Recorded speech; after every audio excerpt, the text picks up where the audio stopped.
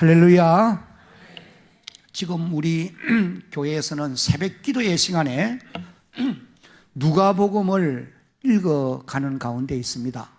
새벽 기도를 나오시는 분들은 누가복음을 계속해서 읽어가고, 또 그렇지 못하는 분들은 집에서 읽는지는 모르지만은 읽지 못할 수 있어요. 이 누가복음에는 예수님의 생애를 기록을 하는데, 마태, 마가, 누가, 요한이다 복음서 아닙니까? 예수님의 생애를 기록하고 있습니다.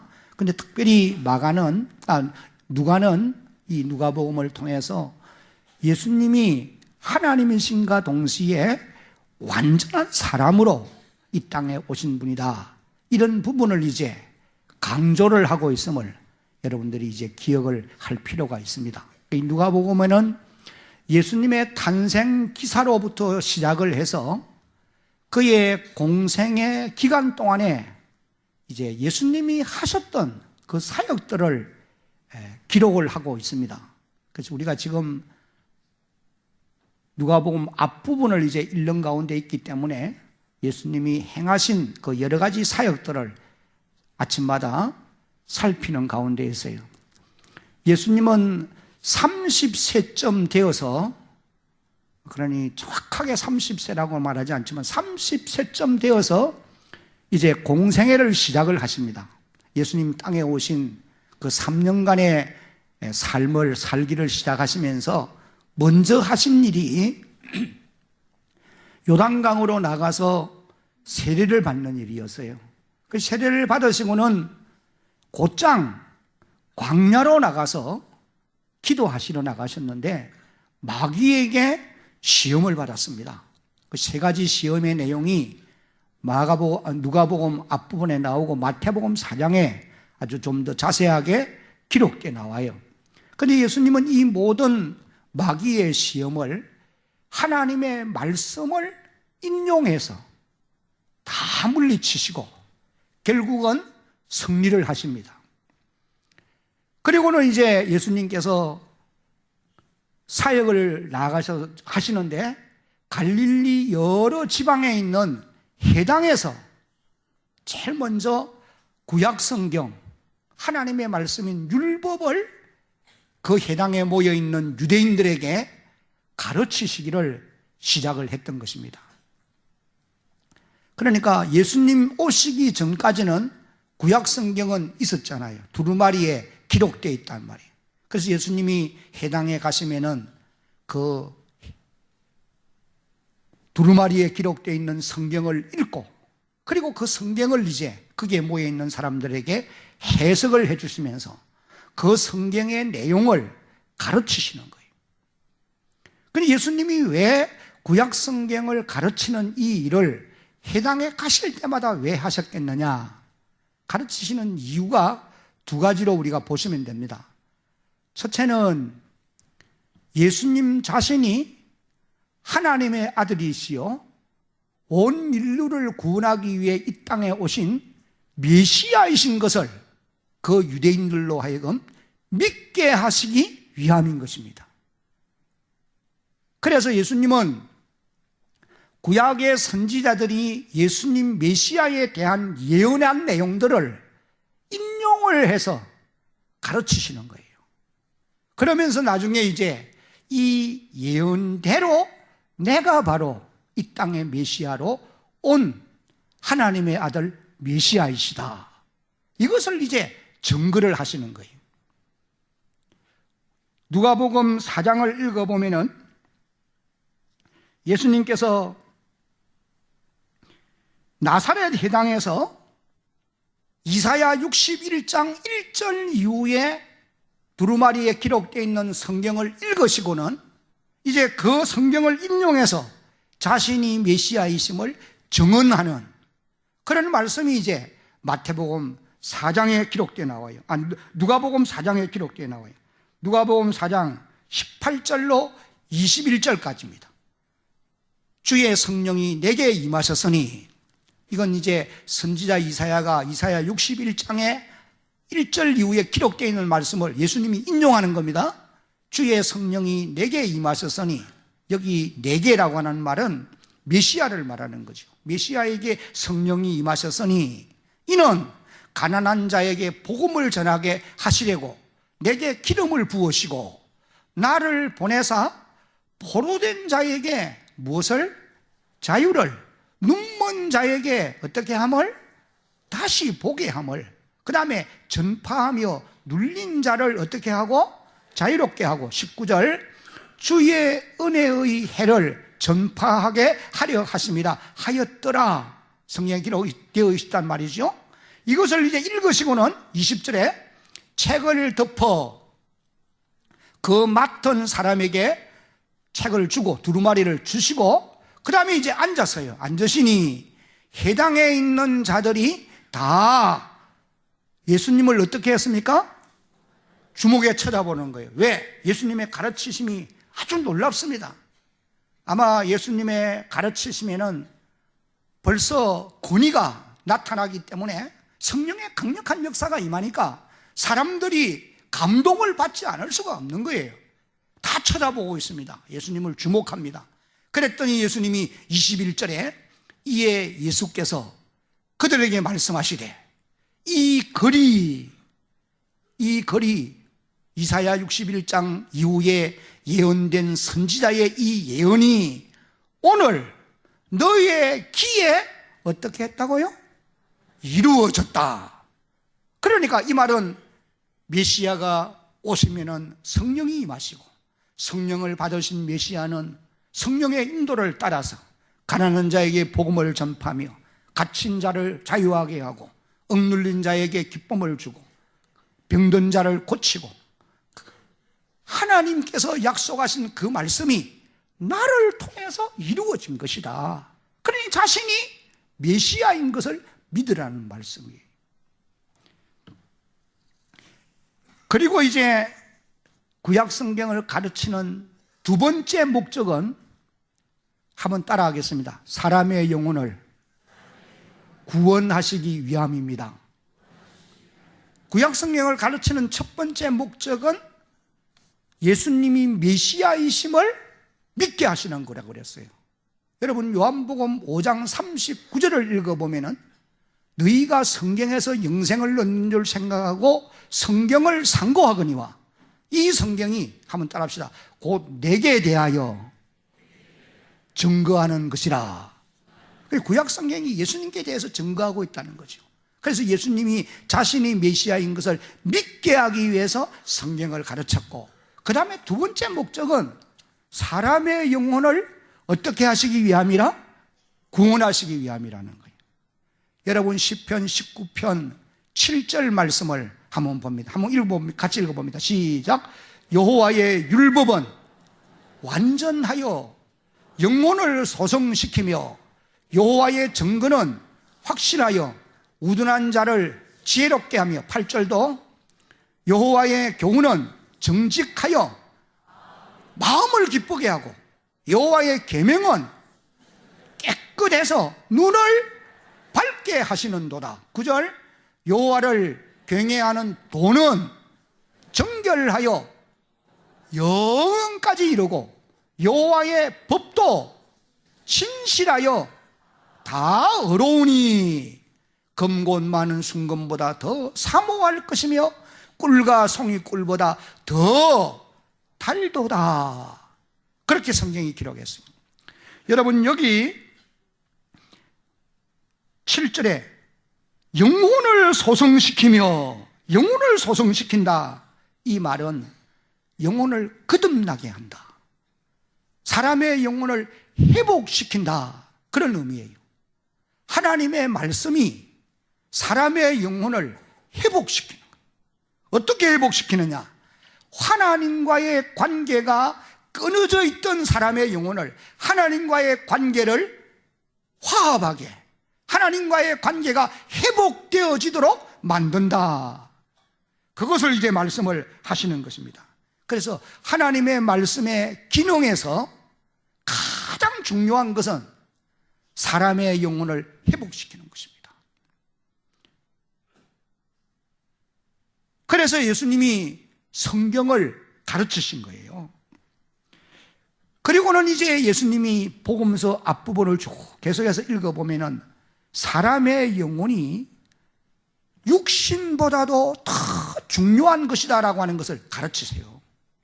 여러분, 보통 사람들은 영혼이 중요한 줄을 모릅니다. 왜?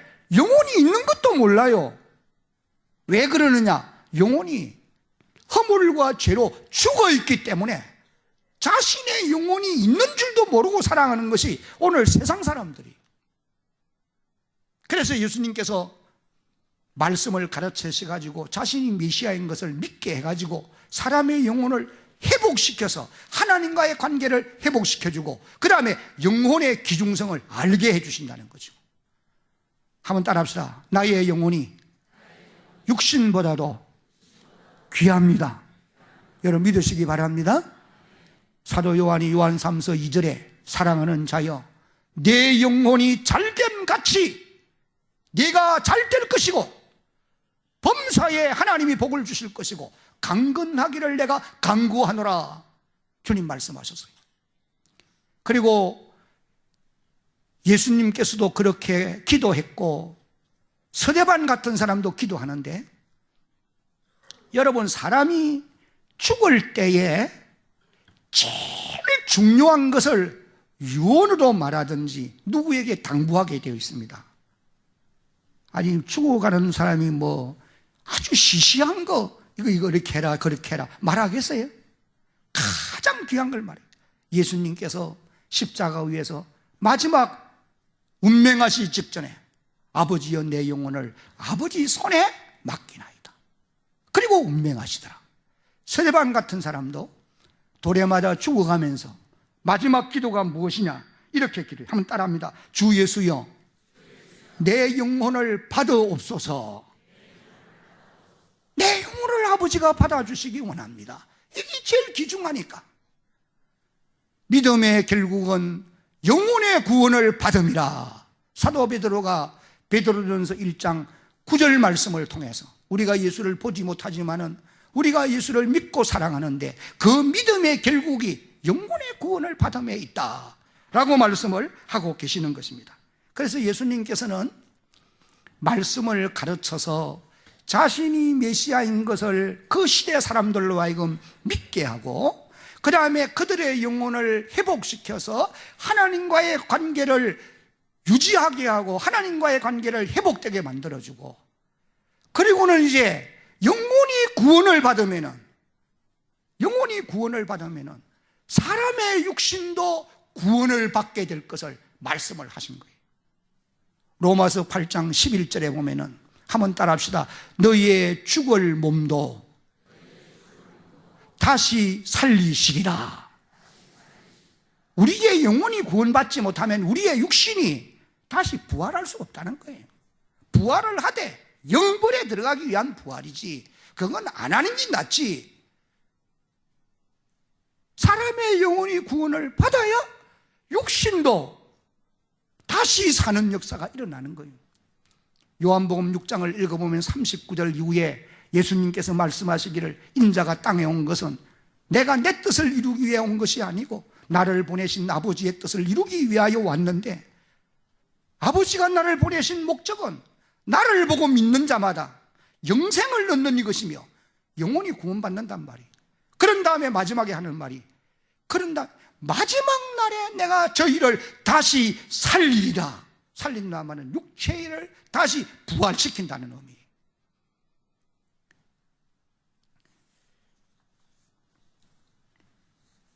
예수님이 사역을 시작하시면서 제일 먼저 성경을 가르쳐서 자신이 메시아인 것을 믿게 하고 그 다음에 영혼의 구원을 이제 위해서 예수님이 말씀을 해주시고 영혼을 구원해서 하나님과 관계가 회복되게 한 다음에 그 다음에 이제 예수님이 하시는 일들이 병든 육신을 고쳐주는 거예요. 사람의 몸이 병들어 있는 거 이걸 고쳐주시는 일을 예수님이 하셨어요. 여러분 그 누가복음 앞부분을 읽어가 보면은 베드로의 장묘가 열병으로 알아 누웠을 때에 가서 어루만지고 명함에 열병이 떠나가는 이런 놀라운 역사가 일어남으로부터 시작해서 특별히 한센병, 나병이죠. 그 시대로 말하면은 가장 불치의 병이고 무서운 질병이고 저주의 병으로 알았단 말이에요. 이걸 예수님께서는 불쌍히 여겨서 손을 대시며 가라사대 내가 원하노니 깨끗함을 받으라. 그래서 수많은 병든 자들 가운데도 나병 환자들을 많이 고쳐주신 기록을 봅니다. 12해를 앓는 혈류증으로 앓는 여인을 고쳐주시고, 그 다음에는 또 들것에 실려온 중풍병자를 고쳐주시고, 오른손 많은 자를 고쳐주시고, 백부장의 하인과 각색 병든 자들을 치료해 주시는 이런 모습을 봅니다. 왜 그렇게 하셨느냐? 영혼을 구원한 다음에 그 육신을 고쳐주는 이유는 사람들의 몸을 본래의 모습으로 회복시켜 주시기 위함이었다는 겁니다. 여러분, 사람의 몸은 본래의 어떤 몸이냐? 창세기 2장 7절을 읽어보면 하나님이 땅의 흙으로 사람을 만드시고 이 육체를 말하는 거예요. 그때는 이 육체가 병드는 몸이 아니에요. 시드는 몸이 아닙니다. 얼굴에 주름살이 가는 몸도 아니에요. 감기로 고난받는 몸도 아니고. 그래서 생명을 불어넣으신 사람이 생명이 된지라. 주님이 육신의 질병을 치료해 주는 이유가 되느냐? 그들의 몸을 다시 회복시켜 주시는, 영혼을 회복시키신 같이 육체를 회복시키는 그런 분이라고 하는 것을 알게 하시기 위해서 병든 자를 고쳐주시는 거예요. 그뿐만 아닙니다. 심지어 죽은 자를 살려주시는 일들도 여러 번 있었잖아요. 예수님이 죽은 자를 살린 기록은 3번이죠. 야이로의 딸을 살리셨고, 저 나인성의 독자 외아들을 살리시고, 나사로를 살리셨어요. 근데 놀라운 것은 청년, 어린 소녀, 어린 아이들은 살렸어요. 근데 연세 많은 어른들은 하나님이 안 살렸어요. 죄송합니다만 아무리 찾아도 연세 많은 사람은 안 살렸어요. 살 만큼 살았다는 거예요. 그렇다고 해서 어르신들 뭐 삐낄 건 없어요. 내가 그러는 것이 아니고 예수님이 그랬으니까. 그러니까 청년이나 소녀들이 죽은 자를 왜 살리시느냐? 너는 아직도 살아서 할 일이 있다는 거예요. 그 회복을 말하는 겁니다. 그리고는 또 예수님은 귀신 들린 자들을 고쳐주시잖아요. 갈릴리 가브나움 해당에서 더러운 귀신 들린 자를 고쳐주시는 것을 비롯해서 벙어리 되게 했던 귀신도 쫓아내주고, 그래서 말을 하게 하고, 불에도 넘어지게 하고 물에도 넘어지게 하던 귀신을 쫓아내서 건강하게 살아가기도 하고, 오늘 본문에 기록된 말씀대로 군대 귀신 들린 자도 고쳐주시는 그런 놀라운 모습을 보게 되어집니다. 이런 사역들이 이제 예수님의 치유하시는 사역이라 그렇게 말할 수가 있어요. 가르치고 전파하고 고치고. 예수님이 치료한 이런 기록은 복음서에 보면, 예수님의 생애를 보면 약 3분의 2 정도가 이런 일을 하신 것을 기록하고 있습니다. 마태복음 4장 24절을 보면은 한 구절로 이렇게 표현되어 있어요. 그의 소문이 온 수리아에 퍼진지라 사람들이 모든 앓는 자 곧 각종 병에 걸려서 고통당하는 자, 귀신 들린 자, 간질하는 자, 중풍병자들을 데려오니 그들을 어떻게 하시더라? 고치시더라. 예수님의 치유의 사역을 이렇게 이제 마태가 요약해서 표현하는 것을 우리가 보게 됩니다. 여러분, 우리가 예수님의 이런 사역을 보면서 깨달을 수 있는 것이 무엇이냐 하면은, 예수님이 땅에 왜 육신을 입고 왔느냐, 오신 목적이 뭔가를 우리가 깨닫게 된다는 거예요. 예수님이 세상에 오신 목적이 무엇이냐? 한마디로 대답하면 예수님은 인간다움을 회복시켜 주시기 위해서 오신 것이다. 다시 말하면은 하나님의 형상대로 재창조해 주시기 위해서, 잃었던 행복을 다시 찾게 하고, 잃었던 건강을 다시 찾게 하고, 죄로 인하여 죽었던 영혼을 다시 살려주고 재창조해 주시기 위해서 주님이 오신 것이다. 고린도후서 5장 17절에 보니까 그런즉 누구든지 그리스도 안에 있으면 한번 따라합니다. 새로운 피조물이라. 이전 것은 지나갔으니 보라 새 것이 되었도다. 그렇게 기록했는데, 여기 새로운 피조물이라 이 말은 재창조된 피조물이라는 거예요.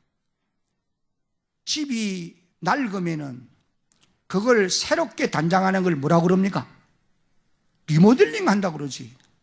그런데 적당하게 리모델링 하는 게 아니고, 우리 타락한 인간을 예수님이 오신 목적은 재창조하기 위해 왔는데 완전히 고치는 거예요. 어떻게 고치느냐? 창조할 때의 모습으로 고친다는 거예요. 그러니까 이전 것은 다 지나가야 돼요.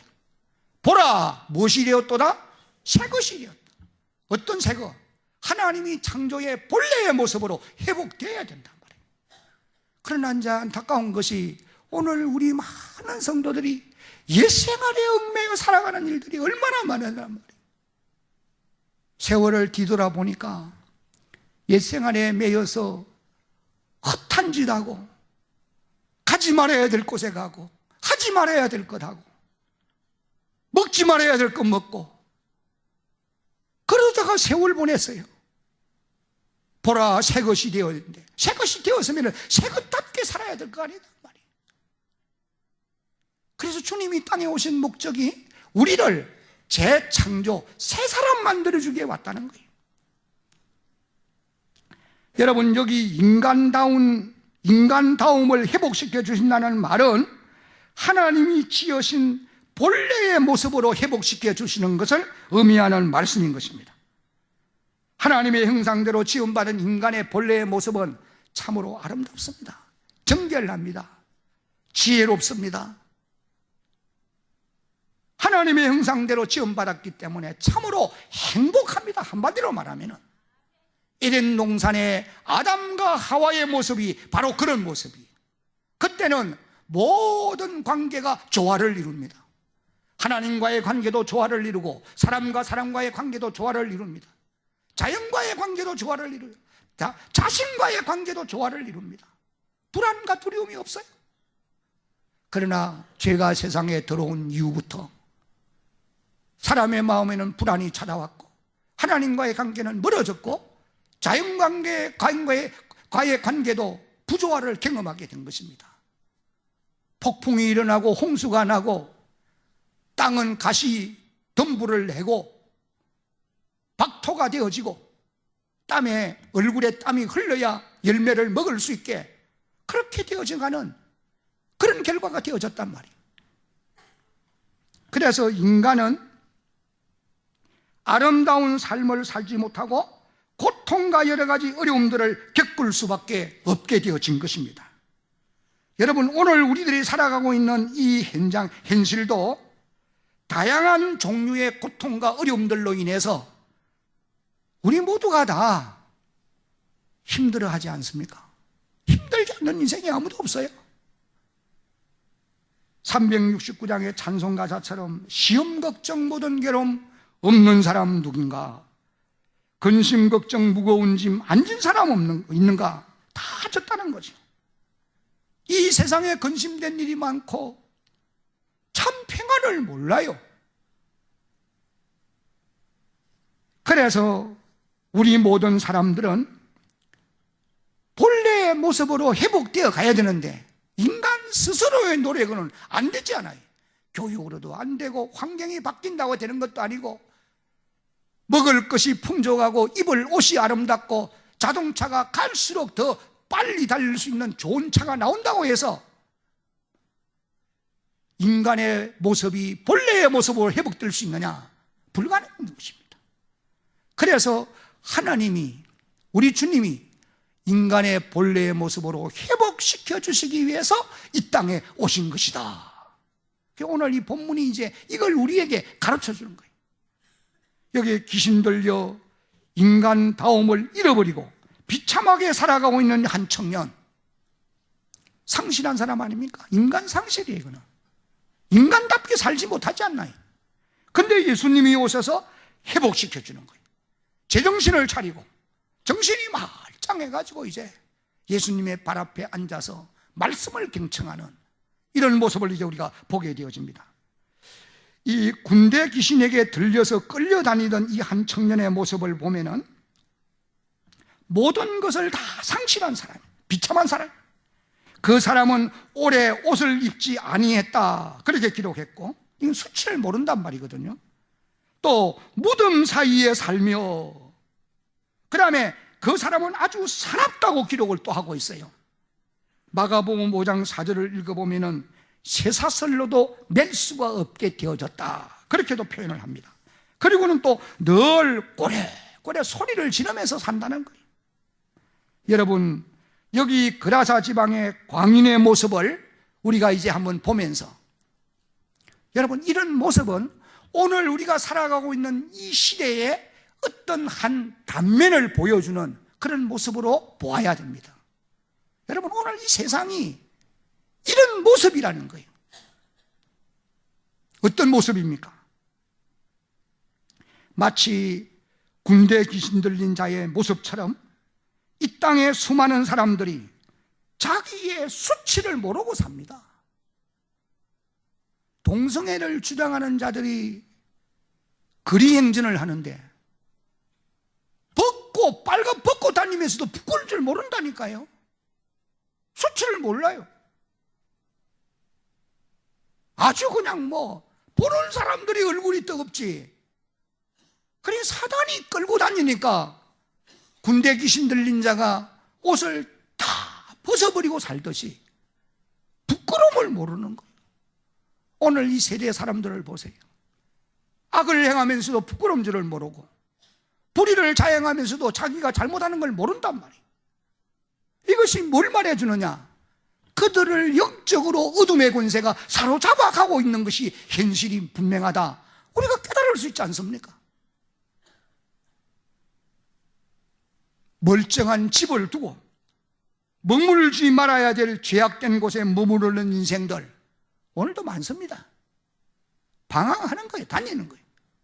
쾌락을 쫓아가고 향락을 쫓아가고. 그리고 또 이 세대 사람들의 마음이 얼마나 사납습니까?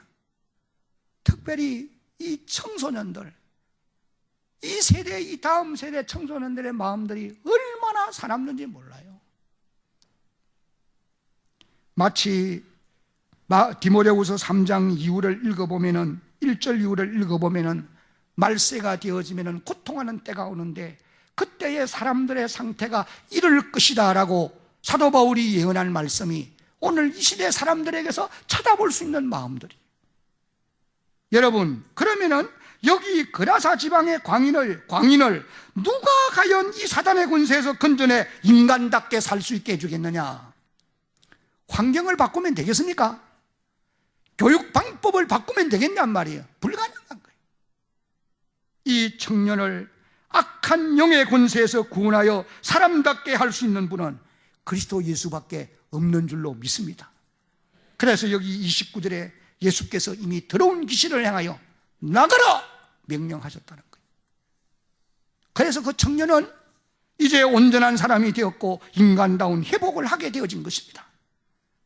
여러분, 오늘 우리가 살아가고 있는 이 세대의 사람들, 그리고 우리 자신들, 어떻게 하면 우리도 인간답게 살고 수 있겠느냐? 사람답게 살 수 있겠느냐? 다시 말하면 이 무거운 짐들을 좀 벗어버리고 행복을 누리면서 어떻게 하면 살 수 있겠느냐? 쉽지 않습니다. 그러나 두 가지 문제가 해결되면 되게 되어 있어요. 하나는 인간의 죄 문제입니다. 그 다음에 다른 하나는 사단의 권세를 이길 힘이 있게 되면 가능한 것입니다. 그런데 이 두 가지 문제는 저나 여러분의 의지와 노력과 가진 재능과 소유와 이런 것만 가지고는 불가능해요. 예수님이 땅에 오신 목적이 어디에 있느냐? 바로 자신이 이 땅에 와서 자신이 십자가에 죽고 부활하심으로 구속사역을 완성하신 것은 우리 인생들로 하여금, 저나 여러분들로 하여금 본래의 모습으로 회복시켜 주시기 위함이라는 거예요. 그래서 저와 여러분이 그 예수님의 은혜로, 그분을 믿음으로, 그분을 바라봄으로 우리의 본래의 모습이 회복되어질 줄로 믿으시기 바랍니다. 그래서 여러분, 예수를 확실히 믿어야 됩니다. 적당하게 하지 마세요. 좀 나는 마음이 참 아픈 것이, 내가 섬기는 이 목회 현장이 모든 우리 성도들이 정말 좀 믿음의 확신을 가지고 보라 새 사람이 되었도다고 말씀하신 것처럼 예수님이 완전히 우리를 회복시켜 준 사람으로서 행복을 느끼며 그렇게 살아가는 모습을 주님이 보시기를 원할 것이고, 저도 보기를 원하고 많은 사람들이 그런 모습을 보기를 원하시는데, 이런 면에서 너무 가슴이 아프다. 여러분, 우리가 분명히 기억해야 됩니다. 예수님이 오셔서 십자가에 죽고 다시 사신 구속사역을 완성하신 것은 그분으로 인하여 우리로 하여금 인간의 본질을 본래의 모습으로 회복시켜 주시기 위함이라는 거예요. 주님으로 인하여 찬송이 있고, 주님으로 인하여 행복이 있고, 주님으로 인하여 감사가 있고, 예수로 인하여 기뻐하며 살아갈 수 있는 등에 진 짐은 있습니다. 여러분, 어디든지 세상 머무는 동안에는 있어요.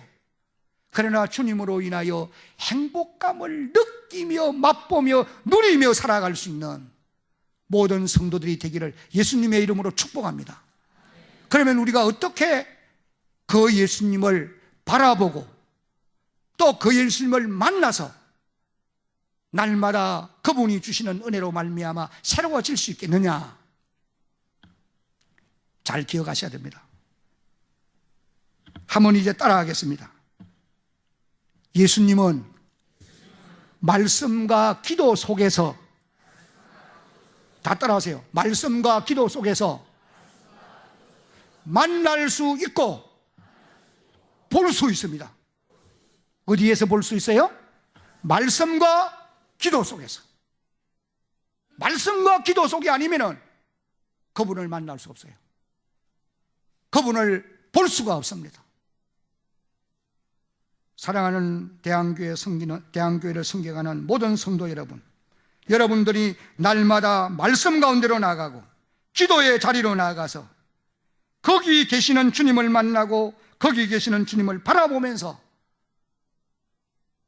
본래의 모습으로 회복된, 변하여 새 사람 된 그런 아름다운 삶을 살아갈 수 있기를 예수님의 이름으로 축복합니다.